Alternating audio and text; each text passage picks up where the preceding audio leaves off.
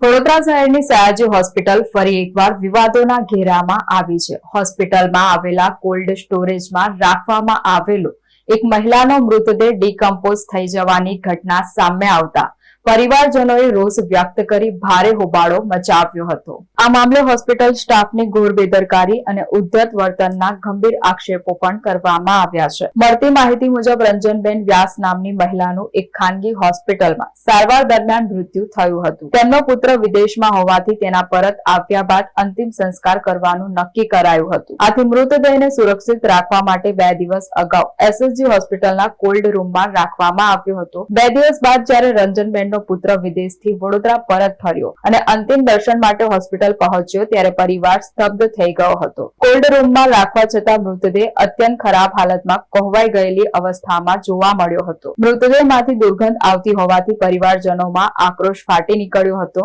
પરિવારજનોનો આક્ષેપ છે કે જ્યારે તેમણે આ બેદરકારી બાબતે જવાબ માંગ્યો ત્યારે હોસ્પિટલના સ્ટાફે પોતાની ભૂલ સ્વીકારવાના બદલે તેમની સાથે અત્યંત ઉદ્ધતાઈ ભર્યું વર્તન કર્યું હતું। હોસ્પિટલ પરિસરમાં વાતાવરણ તંગ બની જતા તાત્કાલિક રાવપુરા પોલીસને જાણ કરવામાં આવી હતી। પોલીસ કાફલાએ ઘટના સ્થળે પહોંચી રોષે ભરાયેલા પરિવારજનોને શાંત પાડ્યા હતા અને મામલો થાળે પાડ્યો હતો।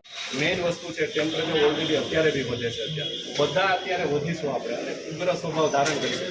મારી ભૂલ થઈ હોય મારા હિસાબે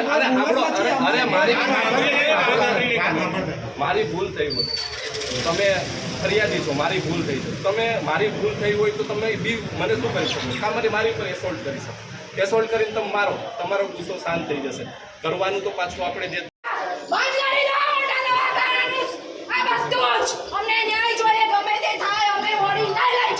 જવાબદાર અધિકારી છે એને અહીં બોલાવો પછી થઈ જાય।